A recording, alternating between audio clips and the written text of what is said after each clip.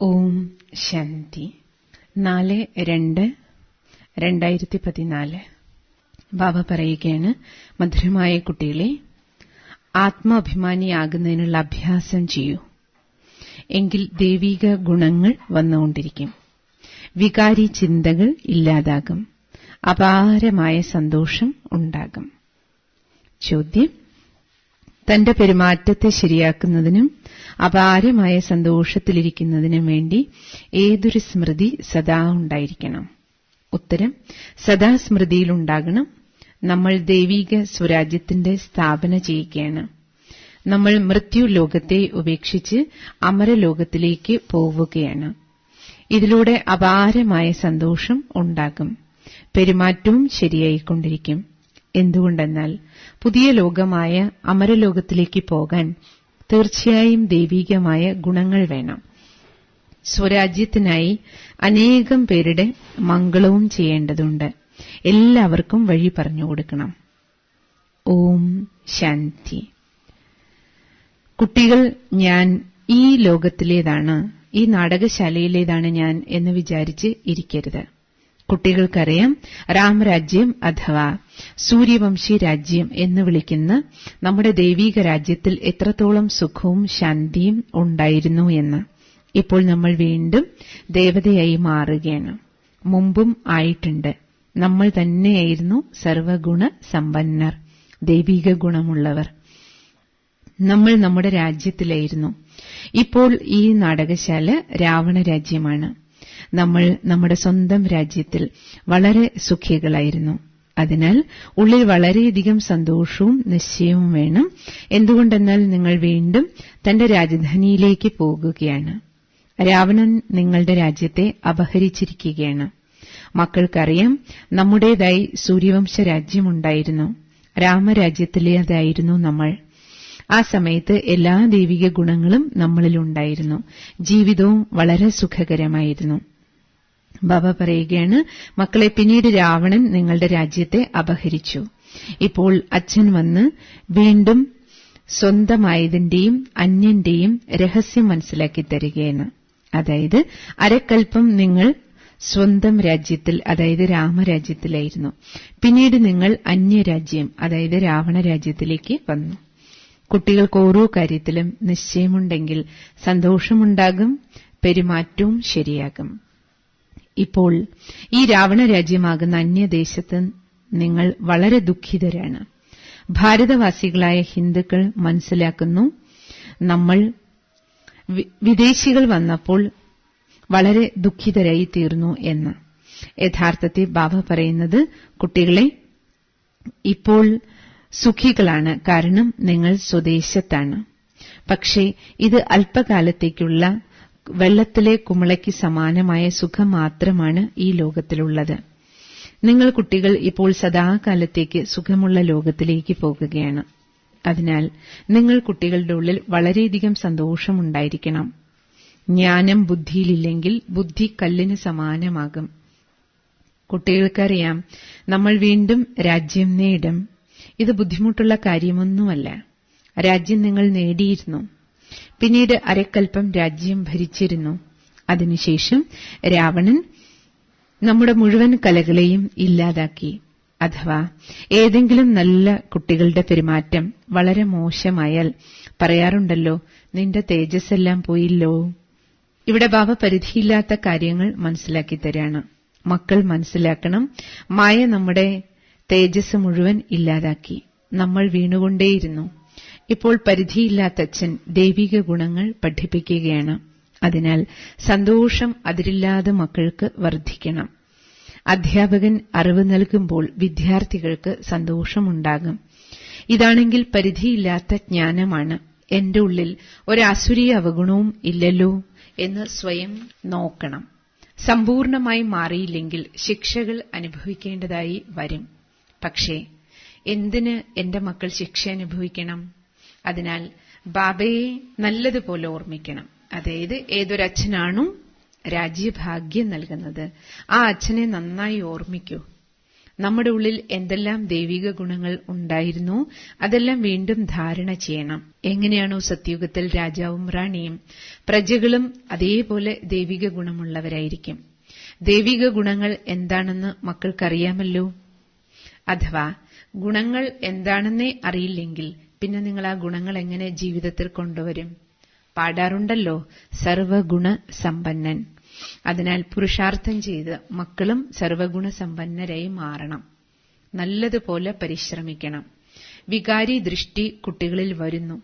അച്ഛൻ പറയുകയാണ്, മക്കളെ, ആത്മാവാണെന്ന് മനസ്സിലാക്കൂ. ഈ അഭ്യാസം നിരന്തരം ചെയ്താൽ വികാരി ദൃഷ്ടി പറന്നു പൊക്കോളും. ബാബ അനേകം യുക്തികൾ മനസ്സിലാക്കി തരുന്നു. ആരിലാണോ ദൈവിക ഗുണങ്ങളുള്ളത് അവരെയാണ് ദേവത എന്ന് പറയുന്നത്. ആരിൽ ദൈവിക ഗുണങ്ങളില്ലയോ അവരെ മനുഷ്യരെന്ന് വിളിക്കും. രണ്ടു കൂട്ടരും മനുഷ്യർ തന്നെ. പക്ഷേ ദേവതകളെ എന്തുകൊണ്ട് പൂജിക്കുന്നു? കാരണം അവരിൽ ദൈവിക ഗുണങ്ങളുണ്ട്. എന്നാൽ ഇന്ന് മനുഷ്യന്റെ കർമ്മങ്ങൾ കുരങ്ങനെ പോലെയാണ്. പരസ്പരം എത്രത്തോളം വഴക്കടിച്ച് ബഹളമുണ്ടാക്കി ജീവിക്കുന്നു. സത്യുഗത്തിൽ ഇങ്ങനെയുള്ള ബഹളങ്ങളും വഴക്കുകളും ഒന്നും ഉണ്ടാക്കുകയില്ല. ഇവിടെയാണെങ്കിലോ ഇതെല്ലാം നടന്നുകൊണ്ടേയിരിക്കും. തീർച്ചയായും തന്റെ കയ്യിൽ നിന്നും തെറ്റുണ്ടായാൽ കുട്ടികൾ സഹിക്കണം. ആത്മാഭിമാനിയായി മാറിയില്ലെങ്കിൽ നിങ്ങൾക്ക് സഹിക്കേണ്ടതായി വരും. നിങ്ങൾ എത്രത്തോളം ആത്മാഭിമാനിയായി മാറുന്നുവോ അത്രത്തോളം ദൈവിക ഗുണങ്ങൾ വന്നുകൊണ്ടിരിക്കും. അതിനാൽ തന്റെ ഉള്ളിൽ ദൈവിക ഗുണങ്ങളുണ്ടോ എന്ന് സ്വയം നോക്കണം. നിങ്ങളുടെ അച്ഛൻ ശിവബാബ സുഖദാതാവാണ്. അതിനാൽ കുട്ടികളുടെയും ജോലി എല്ലാവർക്കും സുഖം നൽകുക എന്നതാണ്. ഞാൻ ആർക്കും ദുഃഖം നൽകുന്നില്ലല്ലോ. ഈ ചോദ്യം തന്റെ ഹൃദയത്തോട് ചോദിക്കണം. പക്ഷേ ചിലരുടെ ശീലമാണ് മറ്റുള്ളവർക്ക് ദുഃഖം കൊടുക്കാതെ ജീവിക്കാനേ കഴിയുകയില്ല. ജയിലിലെ കിളികളെ പോലെ നേരെയാകുന്നതേയില്ല. ചിലർക്ക് ജയിലിൽ കിടക്കുന്നത് തന്നെയാണ് സുഖം എന്ന് തോന്നുന്നു. പക്ഷേ സത്യുഗത്തിൽ ജയിലൊന്നുമില്ല. അവിടെ ജയിലിൽ പോകുന്ന തരത്തിലുള്ള പാപവും ആരും ചെയ്യില്ല. എന്നാൽ ഇവിടെയാണെങ്കിലോ കലിയുഗത്തിൽ എത്ര പേരാണ് ജയിലിൽ പോയി ശിക്ഷകൾ അനുഭവിക്കേണ്ടി വരുന്നത്? കാരണം ധാരാളം പാപകർമ്മങ്ങൾ ഇവിടെയുണ്ട്. അതിനാൽ കുട്ടികൾ മനസ്സിലാക്കണം, ദൈവിക രാജ്യമുണ്ടായിരുന്നപ്പോൾ നിങ്ങൾ വളരെയധികം ധനികരായിരുന്നു. ബ്രാഹ്മണ കുലത്തിൽ ഉള്ളവർക്കേ ഇങ്ങനെ ചിന്തിക്കാൻ കഴിയൂ. സ്വരാജ്യത്തിന്റെ സ്ഥാപന നടക്കുകയാണ്. ഇതൊന്നു മാത്രമാണ് നമ്മുടെ രാജ്യം. സത്യുഗത്തെയാണ് ദേവതകളുടെ രാജ്യം എന്ന് വിളിക്കുന്നത്.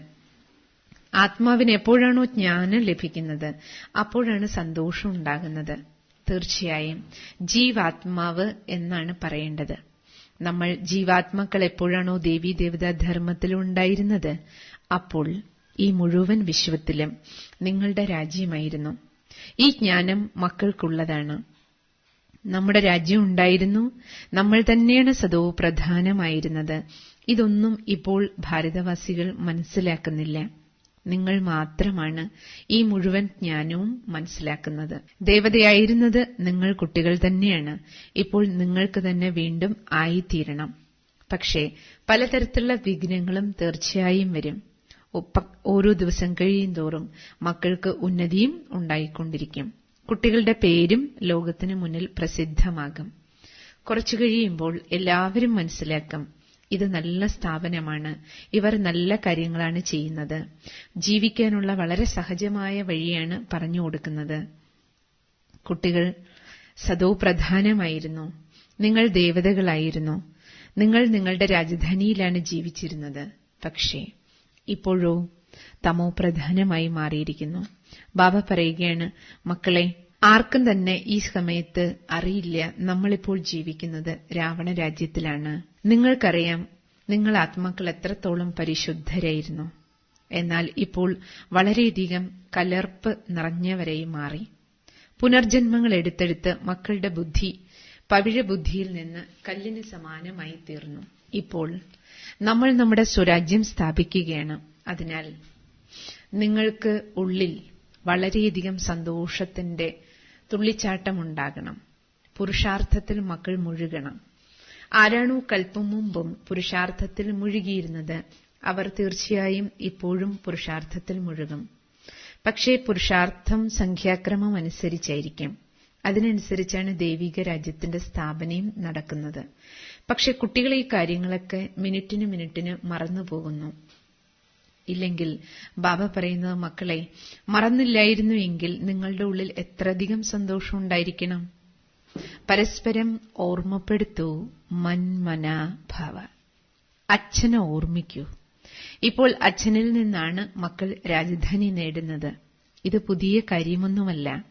കാരണം എല്ലാ കൽപ്പത്തിലും ശിവബാബ വന്ന് നിങ്ങൾക്ക് ശ്രീമതം നൽകുന്നു. ഇതിലൂടെയാണ് മക്കൾ ദൈവിക ഗുണങ്ങൾ ധാരണ ചെയ്യുന്നത്. ഇല്ലെങ്കിൽ, ഗുണങ്ങളുടെ ധാരണ ചെയ്യുന്നില്ല എങ്കിൽ കുട്ടികൾക്ക് ശിക്ഷകൾ അനുഭവിക്കേണ്ടി വരും, പദവിയും കുറഞ്ഞു പോകും. ഇപ്പോൾ ബാബ വളരെ വലിയ ലോട്ടറി തന്നിരിക്കുകയാണ്. പുരുഷാർത്ഥം ചെയ്ത് ഉയർന്ന പദവി നേടിയാൽ കൽപ്പകൽപ്പം ഈ നേട്ടം ഉണ്ടായിക്കൊണ്ടിരിക്കും. എത്ര സഹജമായ വഴിയാണ് അച്ഛൻ പറഞ്ഞു തരുന്നത്. പ്രദർശനികളിലും മക്കൾ ഇത് തന്നെ മനസ്സിലാക്കി കൊടുക്കൂ. നിങ്ങൾ ഭാരതവാസികൾ ദേവതകളുടെ രാജധാനിയിലുള്ളവരായിരുന്നു. പിന്നീട് പുനർജന്മങ്ങൾ എടുത്തെടുത്ത് ഏണിപ്പടി ഇറങ്ങി ഇന്നത്തെ അവസ്ഥയിലേക്ക് വന്നു. എത്ര സഹജമായാണ് ബാബ മനസ്സിലാക്കി തരുന്നത്. പരമമായ അച്ഛൻ, പരമമായ അധ്യാപകൻ, പരമമായ സദ്ഗുരു, ഇത് മൂന്നും ശിവബാബയാണ്. നിങ്ങൾ വിദ്യാർത്ഥികൾ എത്ര മക്കളാണ്? എത്രത്തോളം പേരുണ്ട്? കുട്ടികൾ ആരോഗ്യകരമായ മത്സരം നടത്തിക്കൊണ്ടേയിരിക്കണം പഠിപ്പിൽ. ബാബയും ലിസ്റ്റ് ചോദിച്ചുകൊണ്ടിരിക്കുകയാണ്. നിങ്ങൾ എത്ര പേർ നിർവികാരിയും പവിത്രവുമായി മാറി? കുട്ടികൾക്ക് മനസ്സിലാക്കി തന്നു. ആത്മാവ് ഭ്രൂമധ്യത്തിൽ തിളങ്ങുന്നു. ബാബയും പറയുന്നു, ഞാനും ബ്രഹ്മബാബയുടെ ഭ്രൂമധ്യത്തിലാണ് വന്നിരിക്കുന്നത്. അവിടെ ഇരുന്നുകൊണ്ട് തന്റെ പാർട്ട് അഭിനയിക്കുന്നു. ബാബയുടെ പാർട്ടാണ് പതിതാത്മാക്കളെ പാവനമാക്കി മാറ്റുക എന്നത്. കാരണം ബാബ ജ്ഞാനസാഗരമാണ്. നിങ്ങൾ ആത്മാക്കൾ ജന്മങ്ങളെടുക്കുന്നു. ചിലരുടെ ജന്മങ്ങൾ വളരെ നല്ലതാണ്, ചിലരുടേത് വളരെ മോശവും. പിന്നീട് ആശ്ചര്യപ്പെടുത്തിക്കൊണ്ട് ബാബയുടെ അടുത്ത് വന്ന് ജ്ഞാനം കേൾക്കുകയും അനേകർക്ക് പറഞ്ഞുകൊടുക്കുകയും ചെയ്തതിനു ശേഷം സ്വയം ജ്ഞാനമാർഗം ഉപേക്ഷിച്ചു പോകുന്നവരുമുണ്ട്. അപ്പോൾ ബാബ ചിന്തിക്കാറുണ്ട്, അല്ലയോ മായേ, നീ എത്ര ശക്തിശാലിയാണ്. പക്ഷേ ബാബ പറയാണ്, മക്കളെ, നിങ്ങൾ എന്നെ കൈവിട്ടു പോയാലും എവിടേക്ക് പോകാന്? മറുകരെ എത്താൻ ഒരേയൊരു അച്ഛനിലൂടെ മാത്രമേ കഴിയൂ. കാരണം സദ്ഗതി നൽകുന്നത് ഒരേയൊരു ശിവബാബയാണ്. മറ്റാരിലും ഈ ജ്ഞാനമില്ല. ആരാണോ കൽപ്പം മുമ്പ് ഈ ജ്ഞാനത്തെ അംഗീകരിച്ച് ജീവിച്ചത് അവർക്കേ വീണ്ടും അംഗീകരിക്കാനും കഴിയൂ. ഇതിനായി തന്റെ പെരുമാറ്റത്തെ വളരെയധികം നല്ലതാക്കണം. സേവനങ്ങളും ചെയ്തുകൊണ്ടിരിക്കണം. വളരെ പേരുടെ മംഗളം ചെയ്യണം. നിറയെ പേർക്ക് വഴി പറഞ്ഞു കൊടുക്കണം. വളരെ വളരെ മധുരമായ വാക്കുകളാൽ ജ്ഞാനം പറഞ്ഞു കൊടുക്കണം. നമ്മൾ ഭാരതവാസികൾ ഈ വിശ്വത്തിന്റെ അധികാരികളായിരുന്നു. ഇപ്പോൾ വീണ്ടും നിങ്ങൾക്ക് ഈ പ്രകാരം രാജധാനി നേടാൻ കഴിയും. ഇത് നിങ്ങൾക്കറിയാം. എങ്ങനെയാണോ ബാബ മനസ്സിലാക്കി തരുന്നത് അതുപോലെ മറ്റാർക്കും പറഞ്ഞു തരാനും കഴിയില്ല. എന്നിട്ടും കുട്ടികൾ മുന്നോട്ടു പോവക്കവേ പലതരത്തിലുള്ള മായയുടെ പിടിയിൽപ്പെട്ട് തോറ്റുപോകുന്നു. ബാബ പറയുകയാണ്, മക്കളെ, വികാരങ്ങളുടെ മേൽ വിജയം നേടുന്നതിലൂടെയാണ് നിങ്ങൾ ജീവിതത്തിൽ ജയിക്കുന്നത്. ദേവതകൾ ജീവിത വിജയികൾ, അതായത് ജഗത് ജീത്തായിരുന്നു. തീർച്ചയായും അവർ അങ്ങനെയുള്ള ശ്രേഷ്ഠ കർമ്മങ്ങൾ ചെയ്തിട്ടുണ്ട്. അച്ഛൻ കർമ്മത്തിന്റെ ഗതിയും മക്കൾക്ക് മനസ്സിലാക്കി തന്നു കഴിഞ്ഞു. രാവണ രാജ്യത്തിൽ കർമ്മങ്ങൾ വികർമ്മങ്ങളാണ്. രാമരാജ്യത്തിലാണെങ്കിലോ കർമ്മങ്ങൾ അകർമ്മമായിരിക്കും. അടിസ്ഥാനപരമായ കാര്യം ആദ്യത്തെ ദുർവികാരം, അതായത് കാമവികാരത്തിനുമേൽ വിജയം നേടണം. എങ്കിലേ ജീവിതത്തിൽ വിജയിയാകൂ. അച്ഛനെ ഓർമ്മിക്കൂ. ഇപ്പോൾ വീട്ടിലേക്ക് തിരിച്ച് പോകണം. നമുക്ക് 100% ഉറപ്പാണ്, നമ്മൾ രാജ്യം നേടിയിട്ടേ ഇരിക്കൂ. പക്ഷേ രാജ്യം ഇവിടെയല്ല ഭരിക്കുന്നത്, ഇവിടെ രാജ്യം നേടുകയാണ്. രാജ്യം ഭരിക്കുന്നത് അമരലോകത്തിലാണ്. ഇപ്പോൾ മൃത്യുലോകത്തിനും അമരലോകത്തിനും ഇടയിലൂടെയാണ് ജീവിതം കടന്നു പോകുന്നത്.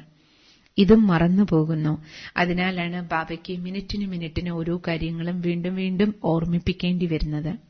ഇപ്പോൾ മക്കൾക്ക് ഉറപ്പായും നിശ്ചയമുണ്ടായിരിക്കണം, നമ്മൾ നമ്മുടെ ദൈവിക രാജധാനിയിലേക്ക് പോകും. ഈ പഴയ രാജധാനി തീർച്ചയായും അവസാനിക്കും. ഇപ്പോൾ പുതിയ ലോകത്തിലേക്ക് പോകാൻ ദൈവിക ഗുണങ്ങൾ തീർച്ചയായും ധാരണയിൽ കൊണ്ടുവരേണ്ടതുണ്ട്. തന്നോട് തന്നെ മക്കൾ സംസാരിക്കണം. സ്വയം ആത്മാവാണെന്ന് തിരിച്ചറിയണം. എന്തുകൊണ്ടെന്നാൽ നമുക്ക് തിരിച്ചു പോകേണ്ടത് ഇപ്പോൾ തന്നെയാണ്. അതിനാൽ സ്വയം ആത്മാവാണെന്ന് മനസ്സിലാക്കേണ്ടതും ഇപ്പോഴാണ്. കാരണം മറ്റൊരു സമയത്തും തിരിച്ചു പോകേണ്ടതില്ല. അതിനാൽ കൽപ്പത്തിൽ മറ്റൊരു സമയത്ത് ഈ ജ്ഞാനവും ലഭിക്കില്ല. നമുക്ക് യോഗം ചെയ്യേണ്ടി വരും. കാരണം ഇവിടെ 5 വികാരങ്ങളെ കളയാൻ യോഗം ചെയ്യേണ്ടതുണ്ട്. പക്ഷെ അവിടെ സത്യുഗത്തിൽ 5 വികാരങ്ങളേ ഇല്ല. അതിനാൽ അവിടെ യോഗത്തിന്റെ കാര്യവുമില്ല. യോഗം ചെയ്ത് പാവനമായി മാറേണ്ടത് ഇപ്പോഴാണ്. അവിടെ എല്ലാവരും, സത്യുഗത്തിൽ എല്ലാവരും ശരിയായ ജീവിതം ജീവിക്കും. പിന്നീട് പുനർജന്മങ്ങളെടുത്ത് പതുക്കെ പതുക്കെയാണ് കലകൾ കുറയുന്നത്. ഇതും വളരെ സഹജമായ കാര്യമാണ്. ക്രോധവും മറ്റുള്ളവർക്ക് ദുഃഖം നൽകുന്ന കാര്യമാണ്. ദേഹാഭിമാനമാണ് മുഖ്യമായ കാര്യം. സത്യുഗത്തിൽ ദേഹാഭിമാനം ഉണ്ടാകില്ല.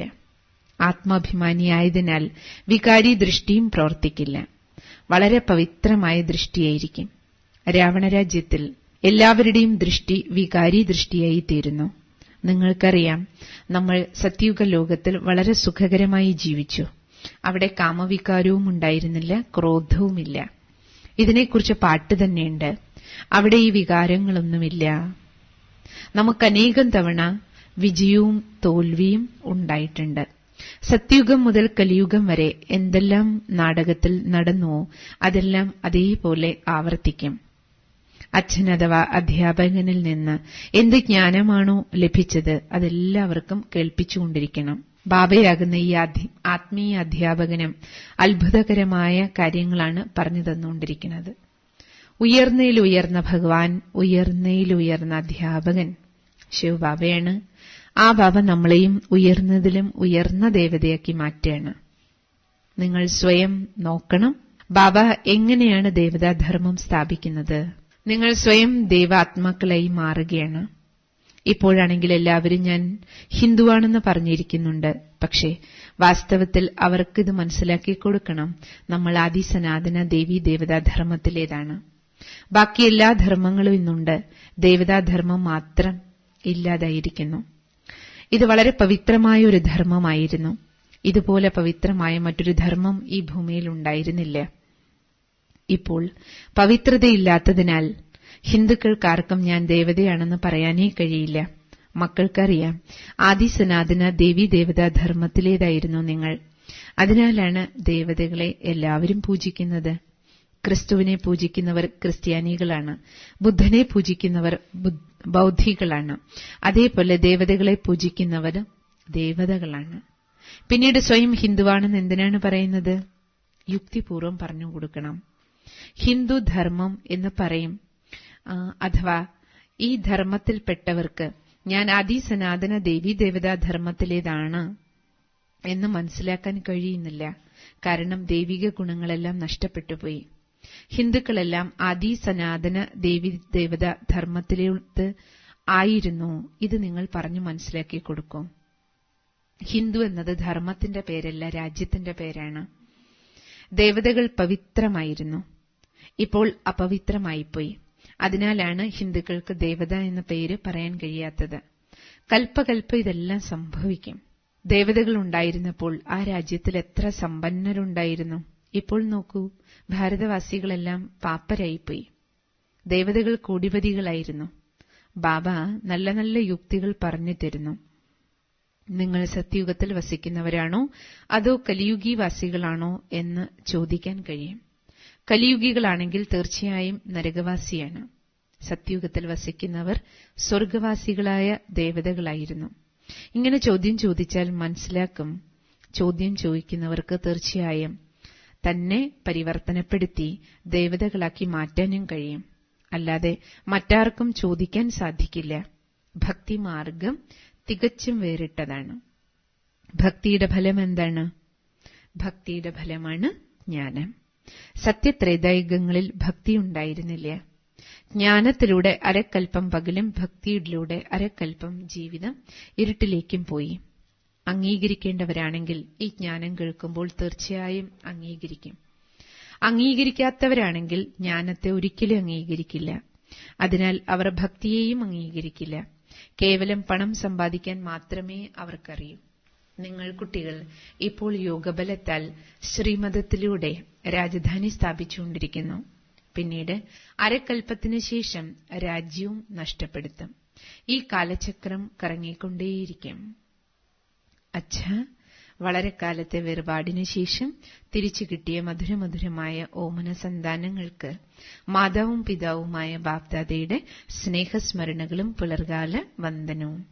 ആത്മീയ പിതാവിന്റെ ആത്മീയ കുട്ടികൾക്ക് നമസ്കാരം. ആത്മീയ കുട്ടികളുടെ ആത്മീയ പിതാവിനും നമസ്കാരം. ധാരണയ്ക്കുള്ള മുഖ്യസാരം: വളരെയധികം ആളുകളുടെ മംഗളം ചെയ്യുന്നതിനായി തന്റെ വാക്കുകളെ വളരെ മധുരമുള്ളതാക്കി മാറ്റണം. മധുരമായ വാക്കുകളാൽ ഈശ്വരീയ സേവനങ്ങൾ ചെയ്യണം. സഹനശീലതയുള്ളവരായി മാറണം. കർമ്മങ്ങളുടെ ഗഹനമായ ഗതിയെ മനസ്സിലാക്കി വികാരങ്ങളുടെ മേൽ തീർച്ചയായും വിജയം നേടണം. ജഗത് ജീത്തായ ദേവതകളായി മാറണം. ആത്മാഭിമാനിയായി മാറി വികാരി ദൃഷ്ടിയെ പാവനമാക്കി മാറ്റണം. വരദാനം: ശ്രേഷ്ഠനായ അച്ഛൻ, ശ്രേഷ്ഠരായ നമ്മൾ ആത്മാക്കൾ, പിന്നെ ശ്രേഷ്ഠമായ എന്റെ കർമ്മം ഈ സ്മൃതിയിലൂടെ ശക്തിശാലിയായി മാറുന്ന ബാബയ്ക്ക് സമാനരായി ഭവിക്കട്ടെ. ബാബ പറയണം, മക്കളെ, എങ്ങനെയാണോ ഇന്നത്തെ കാലത്ത് VIP-യുടെ ഒരു കുട്ടിയുണ്ടെങ്കിൽ അവർക്ക് സ്വയം ഞാൻ VIP ആണ് എന്ന് തോന്നാറുണ്ട്. പക്ഷേ ഇവിടെ നമ്മുടെ അച്ഛൻ ശിവ് ബാബ, ബാബയെ പോലെ ശ്രേഷ്ഠനായിട്ട് ഈ ലോകത്ത് മറ്റാരുമില്ല. അതിനാൽ നമ്മളുടെ ഉള്ളിലും സ്മൃതി ഉണരണം. ഉയർന്നയിലും ഉയർന്ന ശിവ് ബാബയുടെ സന്താനമായ ഞാൻ ശ്രേഷ്ഠാത്മാവാണ്. ഈ സ്മൃതി തന്നെ നമ്മളെ ശക്തിശാലിയാക്കി മാറ്റും. ശ്രേഷ്ഠനായ എന്റെ ബാബ, ശ്രേഷ്ഠാത്മാവായ ഞാൻ, പിന്നെ എന്റെ ശ്രേഷ്ഠമായ കർത്തവ്യം. ഈ സ്മൃതിയിൽ കഴിയുകയാണെങ്കിൽ സദാ ബാബയ്ക്ക് സമാനമായി തീരുന്നു. ഈ മുഴുവൻ ലോകത്തിനു മുന്നിൽ ശ്രേഷ്ഠവും ഉയർന്നതുമായ ആത്മാക്കൾ നിങ്ങൾ കുട്ടികളല്ലാതെ മറ്റാരുമില്ല. അതിനാലാണ് നിങ്ങളുടെ മഹിമ പാടുന്നതും നിങ്ങളെ ദൈവരൂപത്തിൽ പൂജിക്കുന്നതും. സ്ലോഗൻ: സമ്പൂർണതയുടെ ദർപ്പണത്തിൽ സൂക്ഷ്മമായ ആകർഷണങ്ങളെ പരിശോധിക്കൂ, പിന്നീട് അതിൽ നിന്ന് മുക്തമാക്കൂ. അതായത് ബാബ പറയണേ, പൂർണ്ണത എങ്ങനെയായിരിക്കണം? ആ കണ്ണാടി മുന്നിൽ വെച്ചുകൊണ്ട് നമ്മൾ നമ്മളെ നോക്കൂ. ആ കണ്ണാടിക്ക് മുന്നിൽ നോക്കുമ്പോൾ, പൂർണ്ണതയുടെ കണ്ണാടിക്ക് മുന്നിൽ നോക്കുമ്പോൾ നമ്മുടെ ഉള്ളിൽ എന്തെല്ലാം ഇനിയും പരിധിയുള്ള ആകർഷണങ്ങൾ, കെട്ടുകളുണ്ടോ അത് തിരിച്ചറിഞ്ഞ് അതിൽ നിന്ന് രക്ഷപ്പെടൂ. ഓം ശാന്തി.